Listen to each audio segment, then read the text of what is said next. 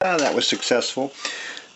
Now that the cylinder is down on the case, I've started this bolt in here, tightened it just a little bit. Got to torque that in a minute once I get these base bolts put on.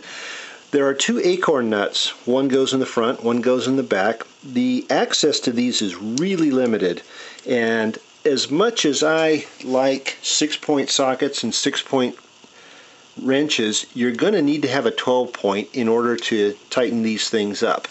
A 6-point just doesn't give you enough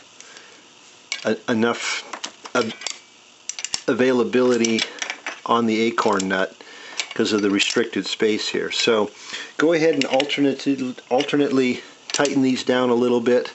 They need to be tightened down to about 18 foot-pounds to be final torqued, and that requires a crow's foot wrench to get on it, and you're going to have to position the acorn nuts with the 12-point socket so that you can get the crow's foot on and do your final torquing. So go ahead and make sure before you start that you've got a 12-point wrench to do this with.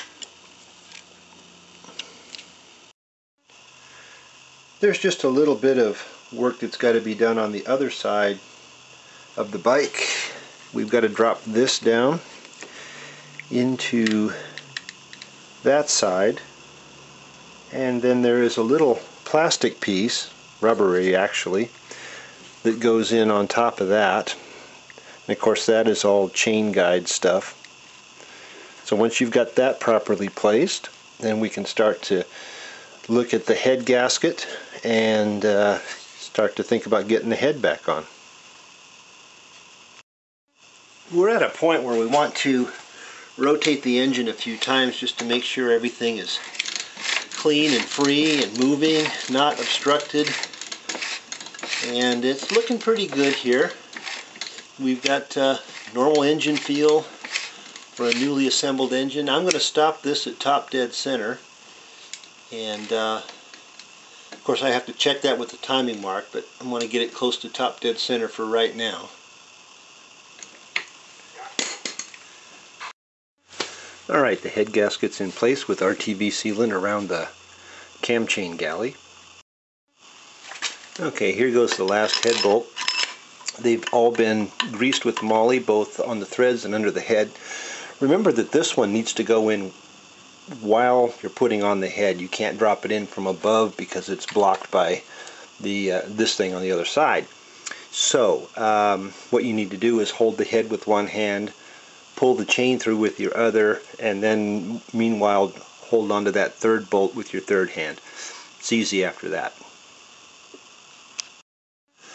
Now before we go torquing on the head bolts, we got to remember that there are two acorn nuts.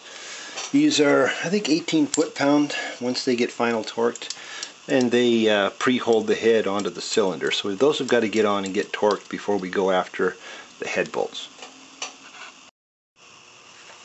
There's one more bolt we can't forget. It's a 13-inch-pound bolt that screws up into the underside of the head from the cylinder over here. I think it's an 8mm cap screw, so don't forget to do that one.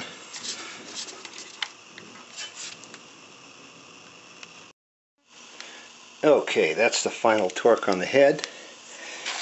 Started out with wrenching them up to about 15, and then progressively worked in a zigzag pattern until I got it up to 48 inch-pounds. So the head's all torqued down. Now it's time to install the cams.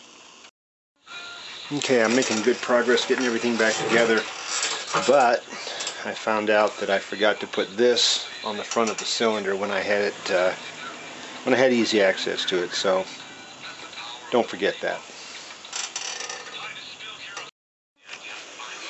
Well, let's see what happens.